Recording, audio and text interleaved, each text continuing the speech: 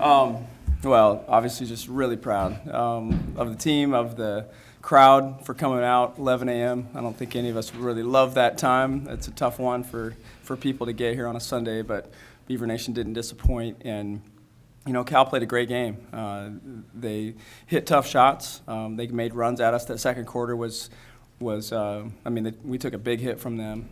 Part of it was foul trouble. I thought, we battled adversity today, and I thought, every game has a little bit of it in it. Today was the first time I think we had all three of our posts with two in the first half all season long. And so the team, though, rallied. Maddie Washington played great. Marie Gulich came out and hit two shots right off the bat that I thought set the tone for us.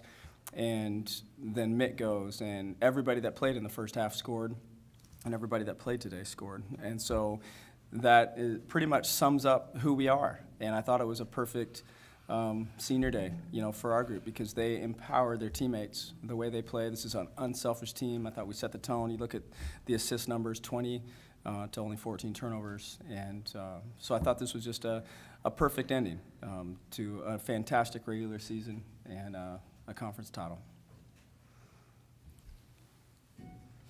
For both of you, now you can now say that you've done this 3 times. So just what's special about this specific title, maybe compared to the other 2? I think that's because we're seniors. It's kind of like the last one. And I think particularly in this year, we had a lot of unknowns.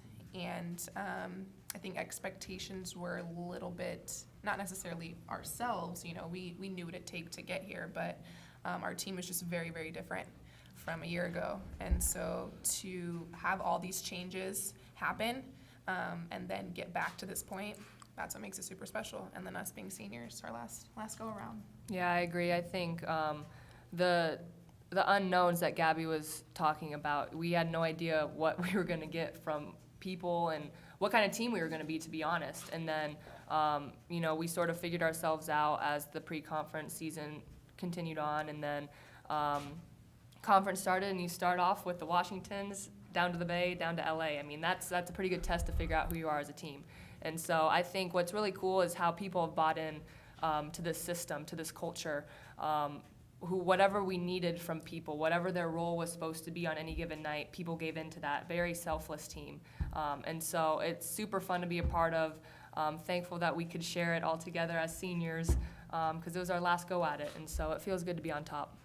Scott, was there a moment this season where you're like, yeah, this team is good enough to win the league? We got these pieces together. Mm-hmm.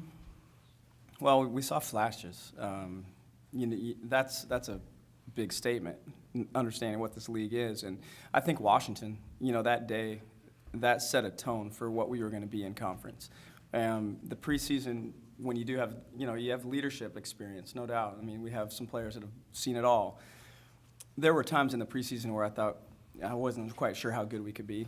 We were up and down. I mean, this is a team that was down 14 against Idaho in the second quarter in a game in the preseason, and we were. I mean, not. And Idaho's good, but don't get me wrong. But we were playing poorly, and it was like, okay, how good are we going to be, and what is our ceiling? And then you get back to the normalcy of Pac-12, and it's like, okay, this is what we do in conference, and this team set the tone for their conference play that day. And I thought they just carried that on, and the expectation that they created for their team, that starting group in particular, but these 2 next to me in particular, really said this is who we are and this is what we're going to be like.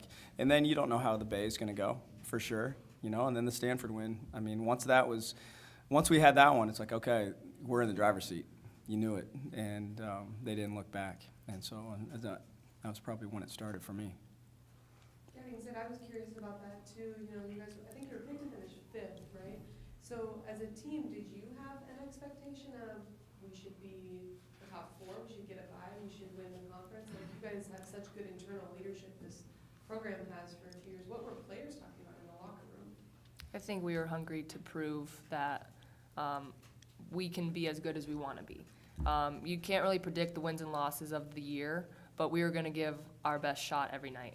And so whatever came from that, we were going to leave everything out there. And so, there are outside predictions, and there's always going to be rankings and all this stuff. But to say that we finished 16-2 in the best conference in the country and to win it and be the only one at the top.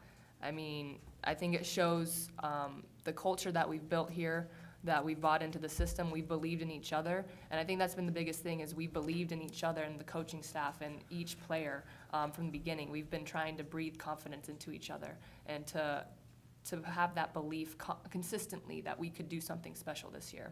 I think that went a little bit into our favor as well, because it gave us that kind of underdog vibe, that underdog feel, and I think, you know, we've experienced what it's like to be an underdog and rise through that.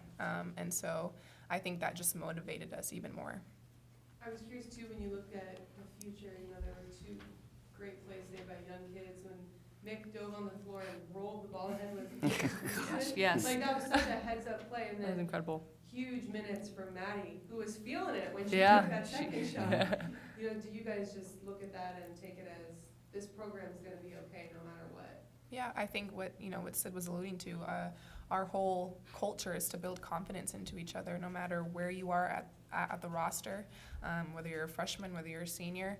I mean, this game demands that you have confidence if you're going to step onto the floor into the Pac-12, and so that's basically what we're trying to do every day. I mean, they play extremely well in practice. You know, they're two very good players. All our players are really good, and our practices are competitive. And I think that's what gives us confidence is, you know, we play each other the best, bottom line.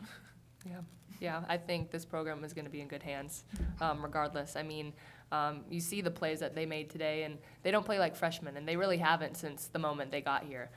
They work so hard, they bring energy every day to practice, and like I said, this team's so selfless. It doesn't matter what role they're called into, they're going to execute that to the best of their abilities.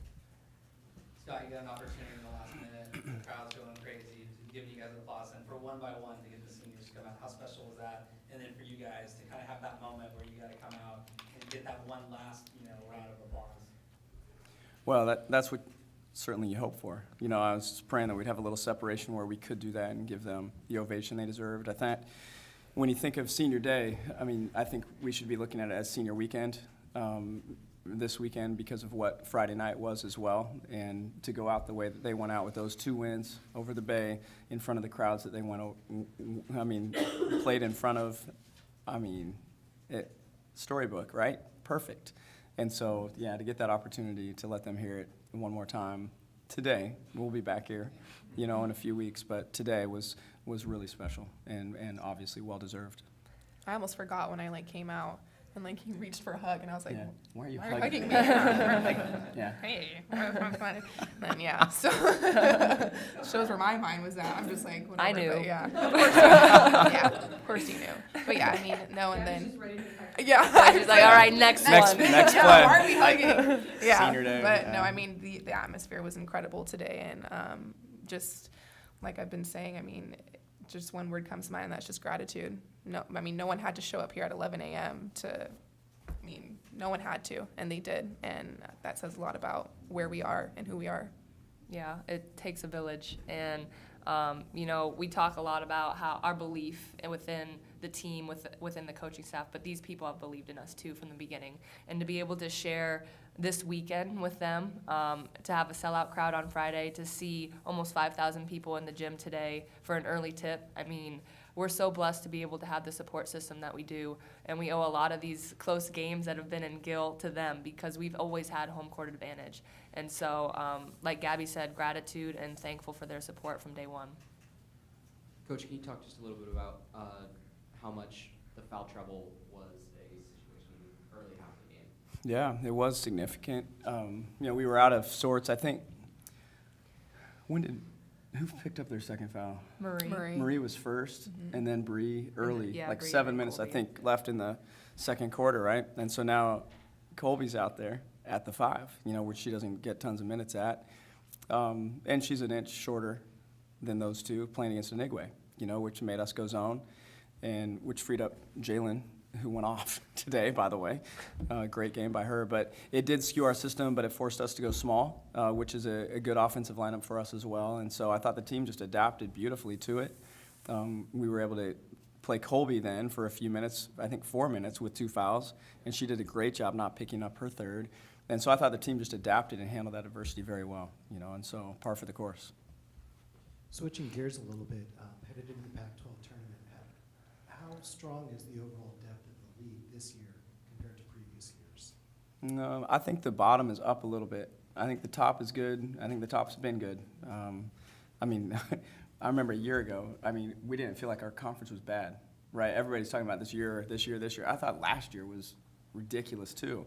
You know, and so the bottom of the conference is a little bit better. And I think you look at numbers, that's the case. And so overall improvement, but it's a war every night, and it always has been, you know. And so I think the depth is amazing. I think everybody who makes a postseason tournament, no matter what it is going to be well prepared. And this weekend coming up it's must-see TV.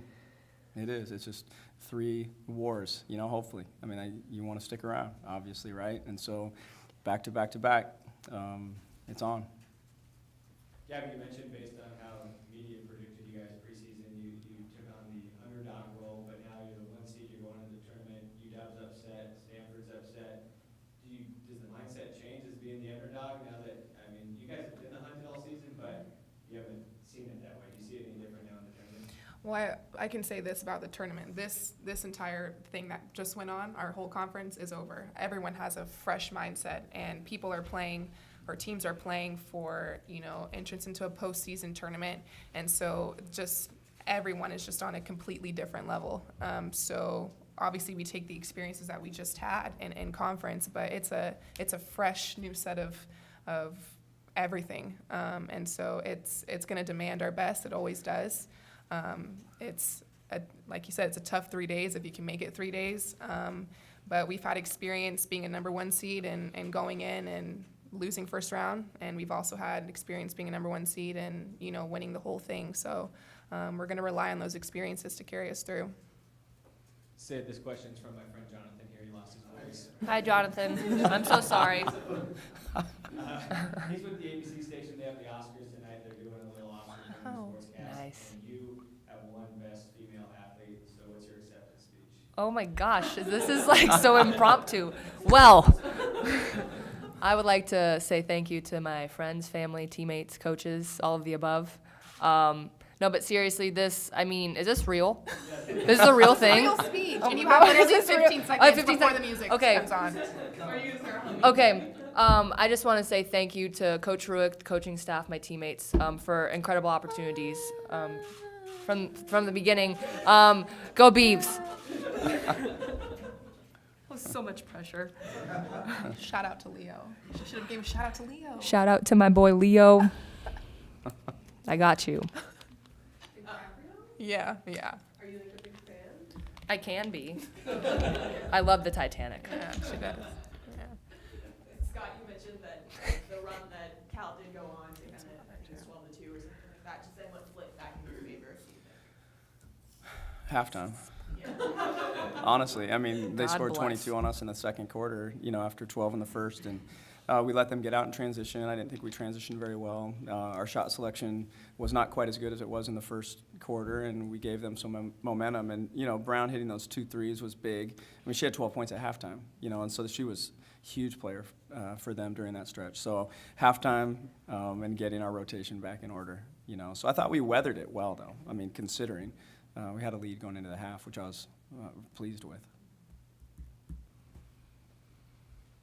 Any of you can answer this. So looking at the seeding, it looks like if you make it to the championship game, you're gonna have to go through 3 really athletic teams, or I guess 2 really athletic teams, because you would probably play USC or Cal, and then probably UCLA. You seem to handle Cal's pressure well today, certainly better than we've seen in the past. Do you guys feel a lot more comfortable now than you did even 2 weeks ago with when teams do decide to press you?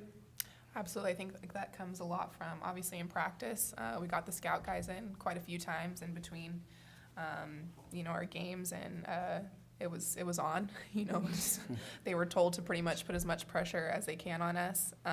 And so I think, you know, we're growing a lot in that aspect. We haven't always been as strong. But, you know, you want to be peaking around this time. And so I think, you know, we've just continued to grow and get better in that aspect. Yeah, we've had plenty of opportunities to learn lessons from our mistakes in the past, and so I think we take those experiences and remain composed, be there for each other. I mean, we can expect a lot of pressure, but it's not on one person to break it. I think it's our job, and our coaches put us in a position to break it as a group.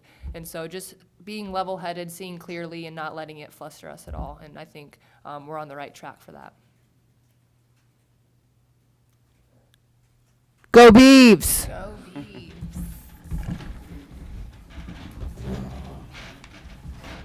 I know. I regret that.